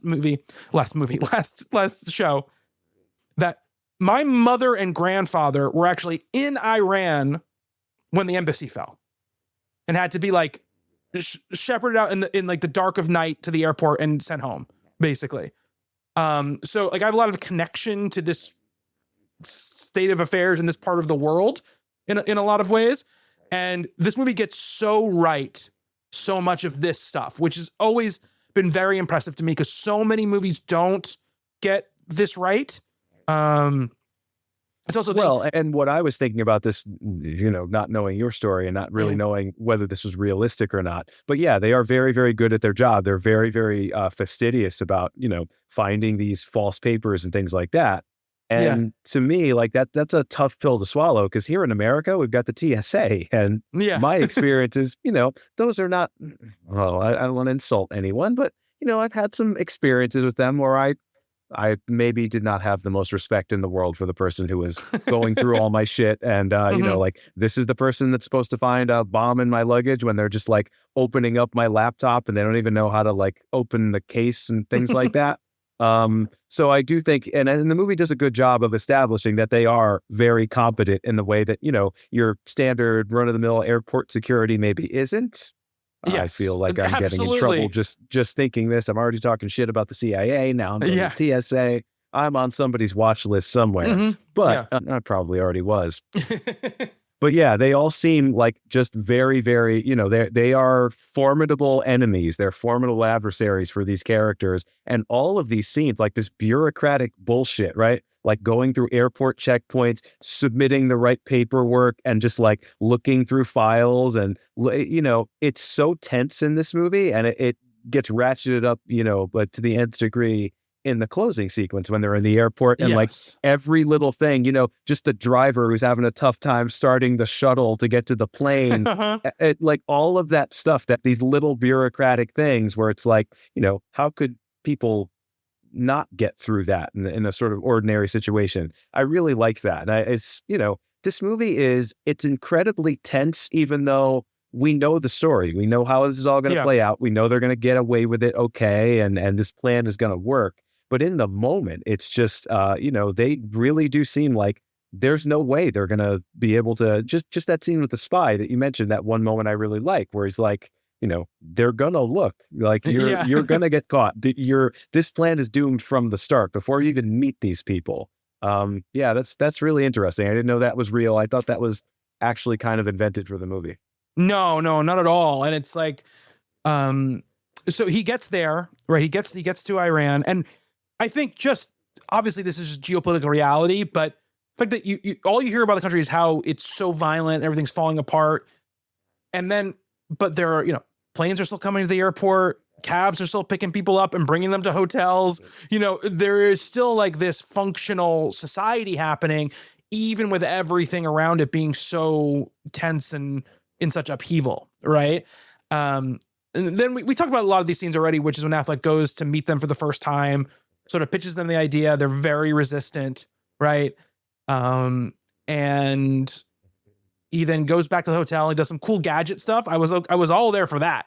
When he was like doing this, he was like, opening up the thing and his little like phone radio thing or whatever he was doing. I was like, this is cool. This is spy shit. I'm in for that. He talks to the cultural minister, right? And basically kind of pitches the idea of the movie to him, That's a fun scene, because the guy immediately sees how stupid this movie is. Like, we're very interested in promoting the arts or something like that. Like basically saying like, we don't want to have this shit be made here. Yeah, exactly.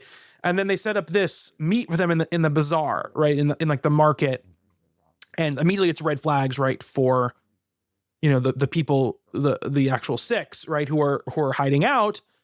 They have to show their faces in public for the first time. Yes. And in like the most populated area of the city. Place, sure. Yeah. And a place that they can easily get like disappeared, right? Very easily in a place like this. This is, they could, someone could grab them in a group and they would never see them again, and you'd never know, right? So they think it's a setup, but basically, Mendez is like, we got to go. Like, if we don't go, you're all dead. They're gonna walk in here with machine guns, and they're gonna kill you, and they're gonna kill them, and it's gonna be over, right? And again, really like this scene. Very tense. The drive there is very tense, right? The market scene's very tense.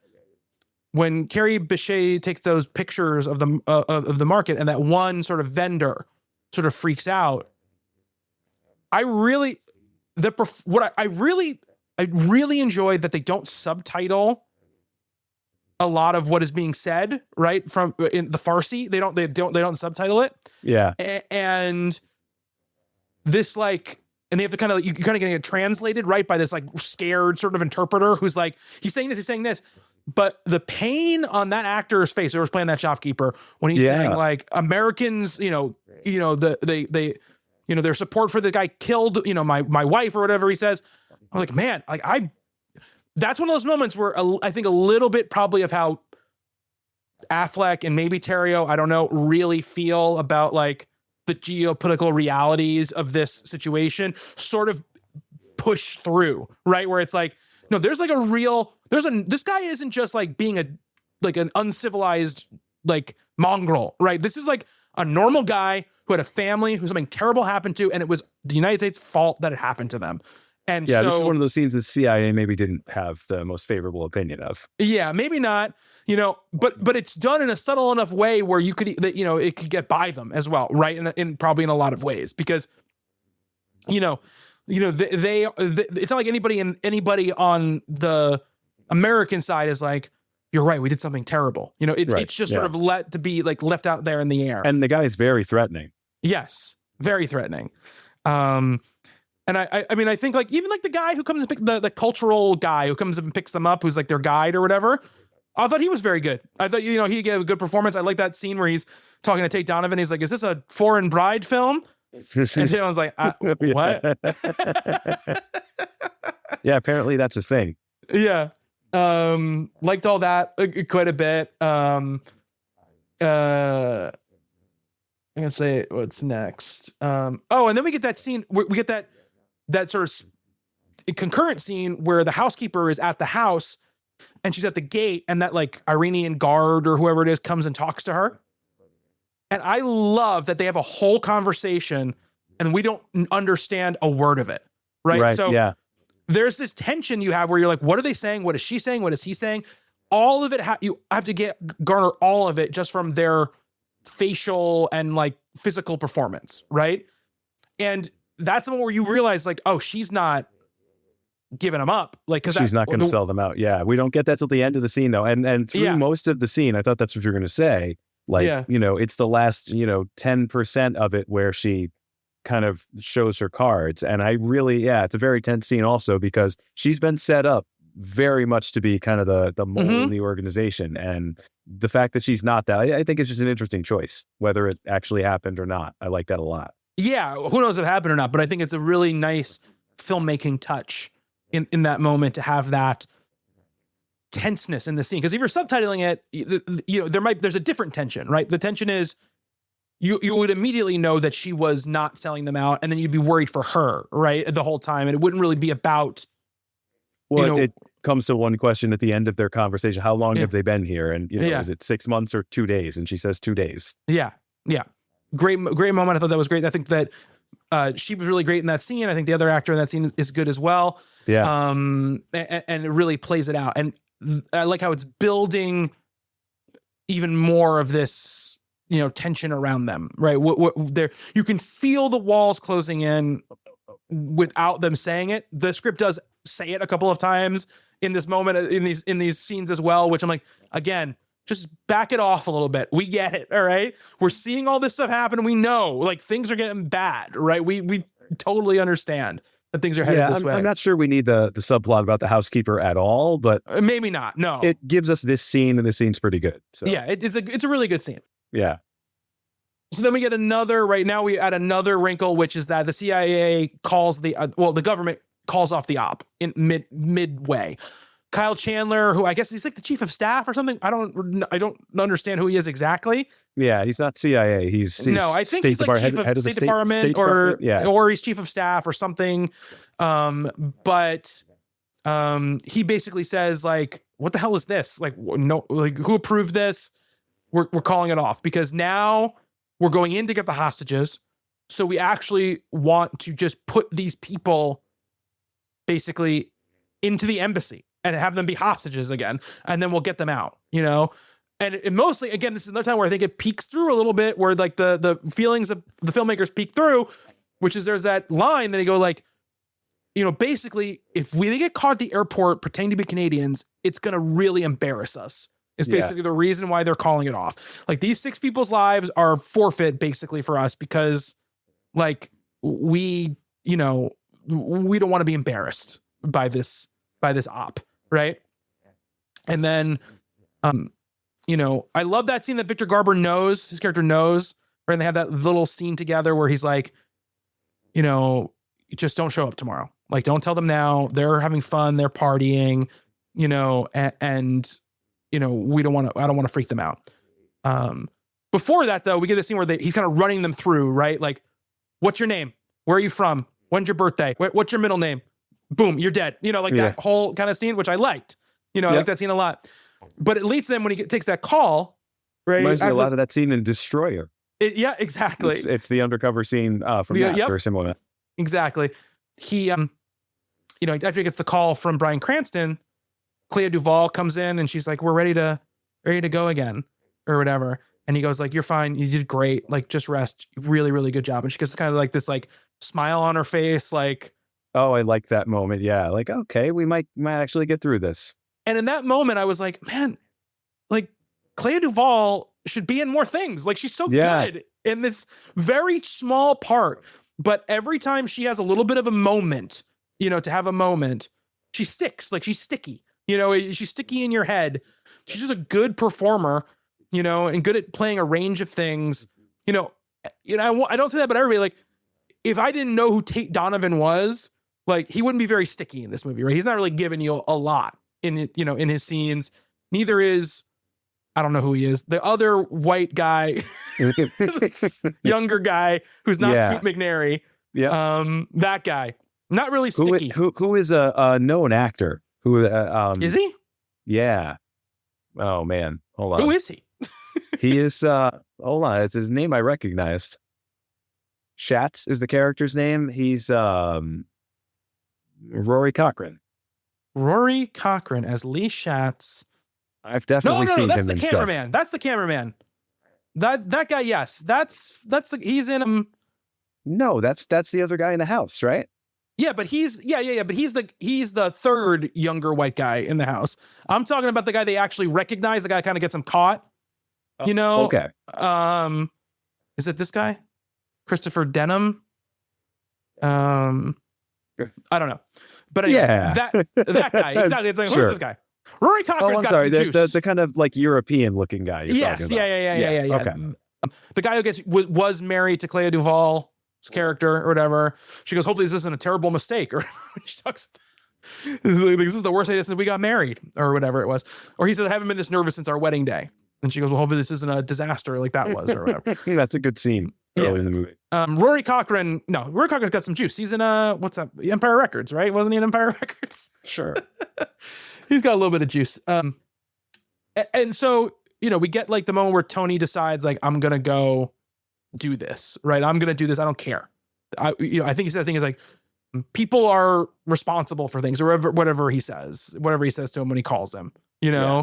It's a third act. It's setting up a third act kind of moment. Yes.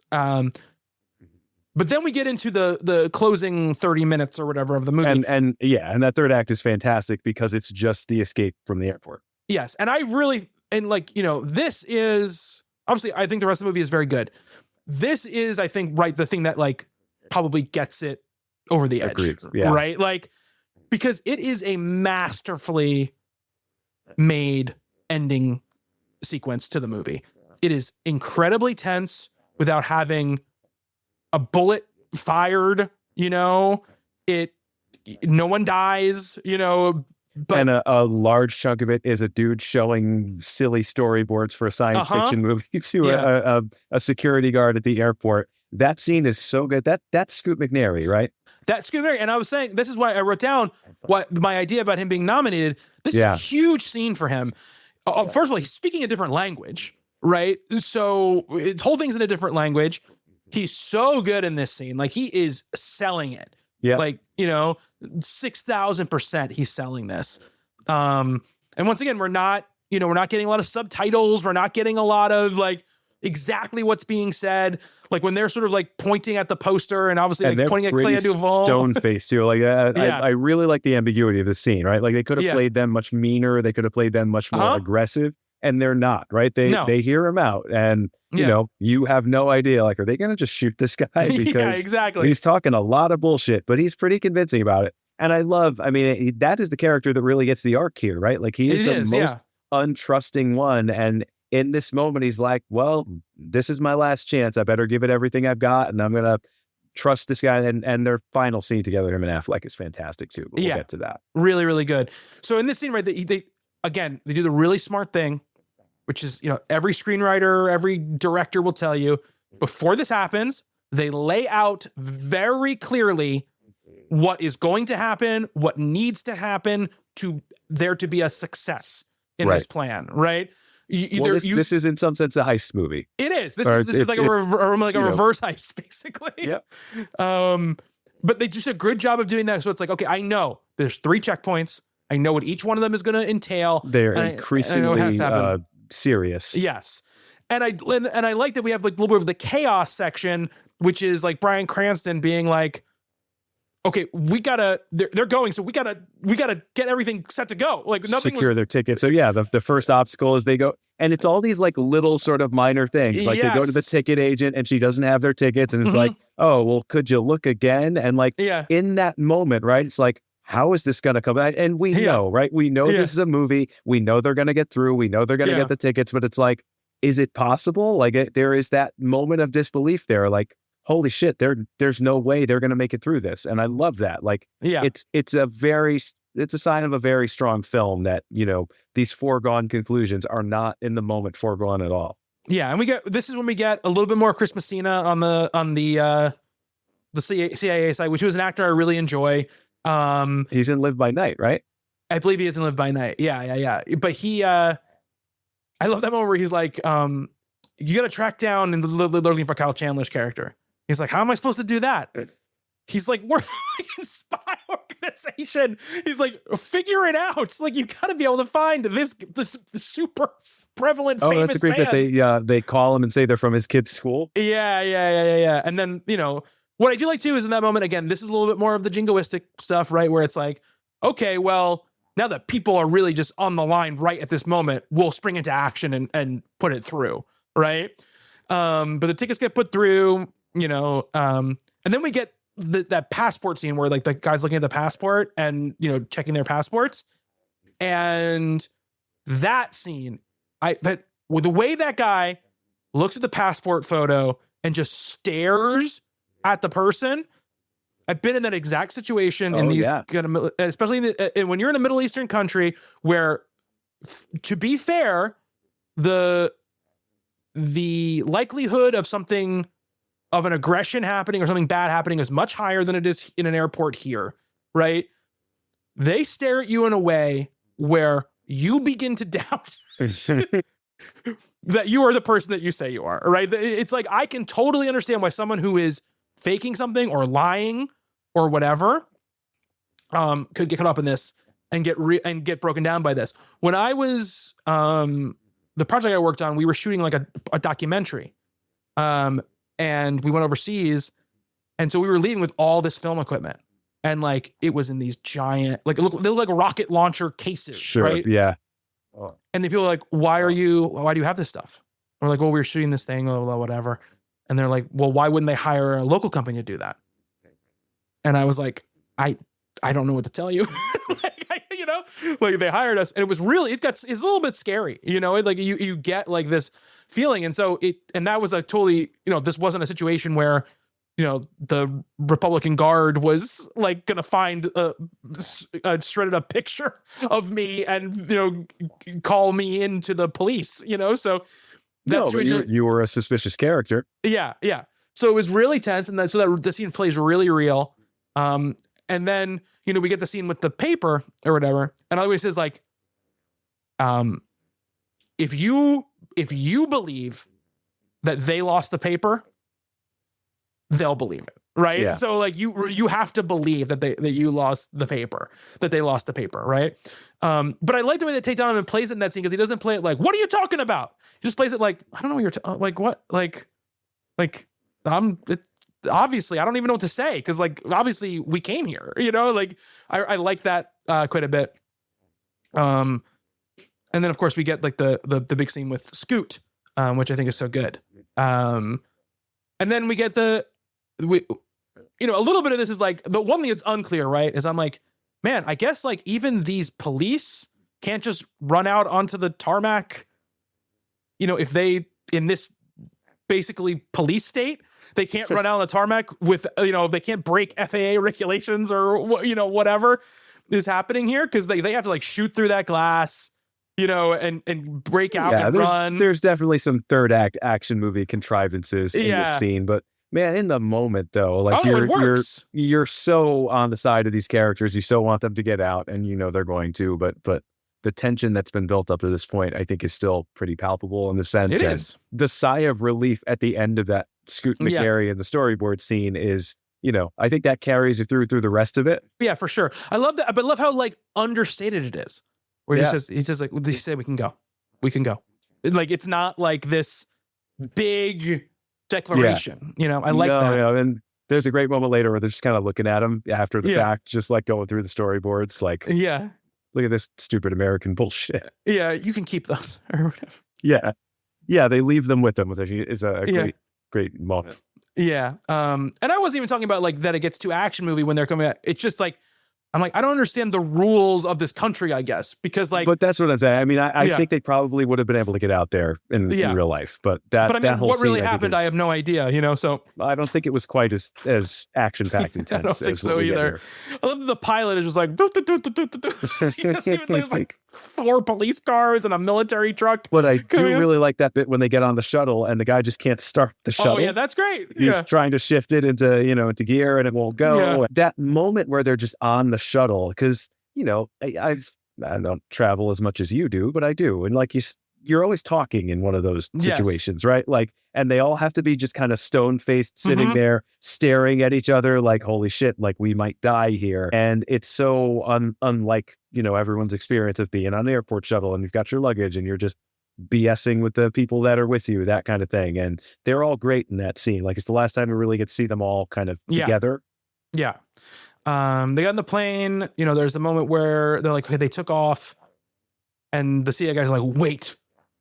And then we get the ladies and gentlemen, we're now serving alcoholic beverages. We've left Iran airspace, and that's like airspace. Yeah. And that's like the relief moment. And we get hugging. I imagine, I'm trying to imagine the other people on the plane's like perspective on these 6 people, like jumping for joy and hugging each other when they leave Iranian airspace. And there was no sympathizers. I mean, I guess this actually happened, but like, wouldn't you think there'd be some people who would be keeping an eye on them and be like, oh, these are those people. But I think you're out of like, they're out of reach at that point. It's not like, and they're not, I don't think they're going to put sympathizers on every plane that leaves. You know what I mean? It's not like, no, I just mean it's a plane leaving that country and going somewhere else. So wouldn't wouldn't the odds be that there'd be someone who was, maybe concerned that these people are there?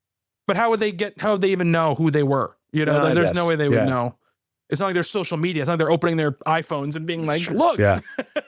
What a time to be alive. What a time to be alive.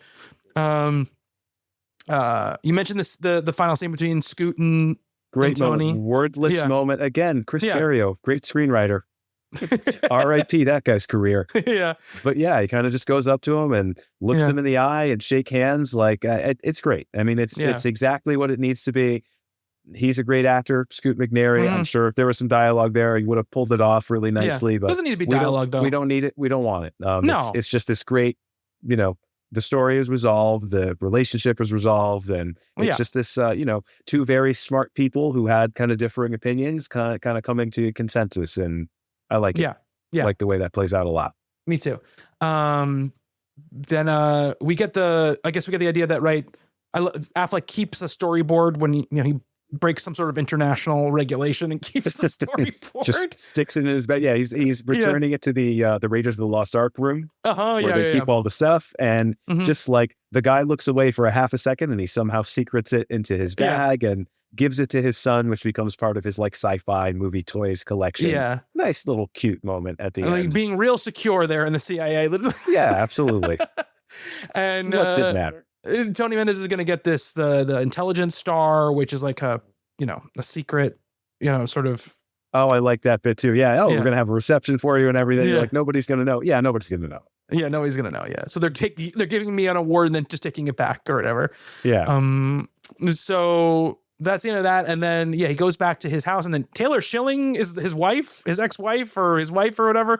Orange is the New Black, Taylor Schilling. Mm-hmm. Yeah. Which I was like, well, that's, I mean, again, she wasn't anybody when this movie came out, but it's just one of those weird things where you're like, this person's going to be like super famous in a year, basically, which was kind of crazy. And then we get that, but again, she's with his son, and this is one of the things where it's just like a little too cute. It's a little too cutesy, where it's like we get like 4 shots of his sci-fi collection or whatever, and I'm like, why are we doing this? And then the last shot is the Argo like storyboard on his shelf, and I'm like, okay, like I was not watching this movie for like the emotional resolution between Tony and his son. Tony isn't really like a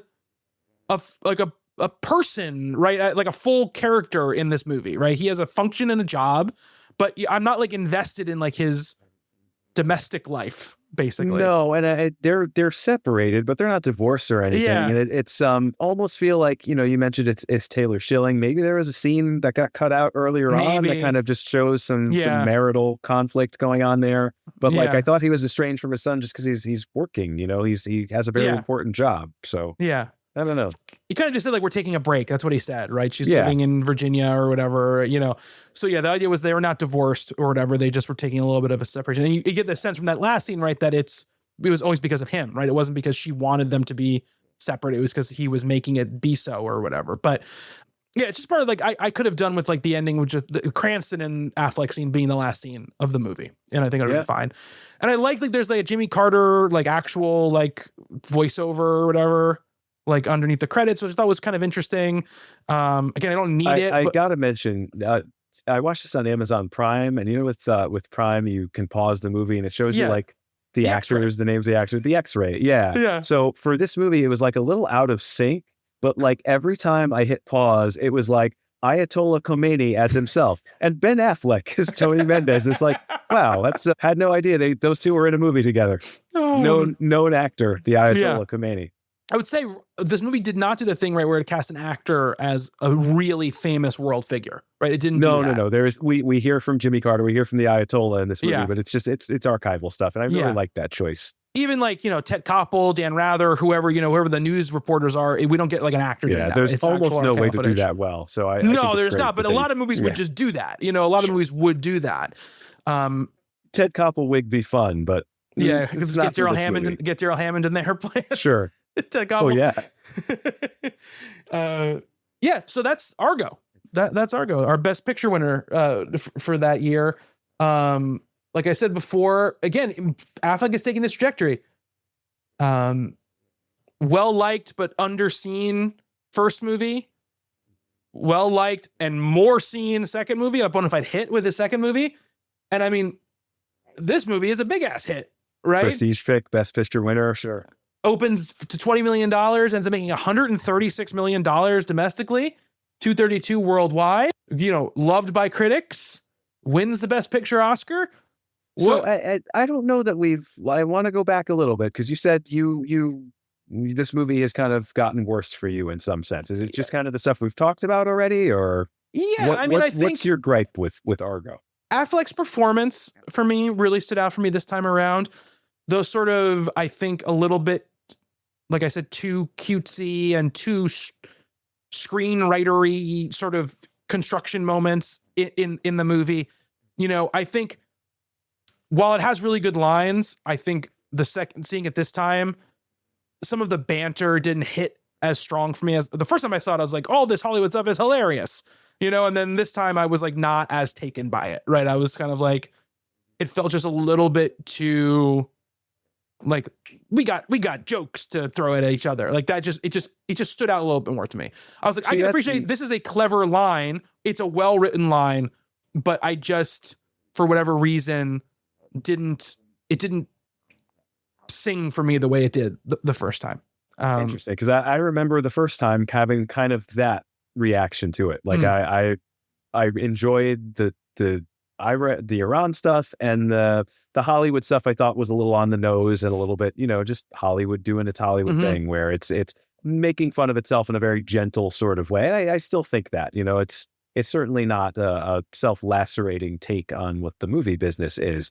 But I don't know, like seeing it the second time, it's a furiously entertaining movie, and I think it's a very well made movie, and it's a very well written movie, and you know, contrivances aside, and you know, historical inaccuracies very much aside, and I think, you know, there's plenty of things that you could say about this movie not really being true or fair to the actual story. However, it's such a great watch, and maybe, you know, we've talked about this so many times about these types of movies that don't really exist anymore. Like this is a television miniseries now. It's a streaming thing on Paramount Plus or something. And this is like an Apple TV written all over. Very, very much an Apple TV thing. And I kind of missed this as a movie, and I had such a good time with it. Like I enjoyed it so much. I really did feel the tension of those scenes, you know, with the hostages, and I really laughed a lot, you know, throughout this. I mean, I did really enjoy the banter, and I'm not an Aaron Sorkin guy. I'm not a Studio 60 fan. I mean, it's don't hate it. It's just not really my thing. But I felt like that stuff just worked. So, the walk and talk stuff in this movie was just like so snappy and so fun and so entertaining, and cut together with other stuff that was really compelling for other reasons. Like, yeah, I mean, this is a 4-star movie for me. Yeah, I mean, look, we're not that far off on it, right? This is probably a 3.5-star movie for me, right? Okay. And the other two I think are 4-star movies for me. So, and this is out of 5 for me, by the way. This is once again to remind. Oh, I'm sorry. I'm talking about out of 4.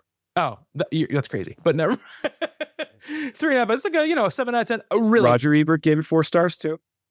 Look, I'm not. So you're not like alone. Obviously, it won Best Picture. So you being like, this is a 4-star movie is not crazy.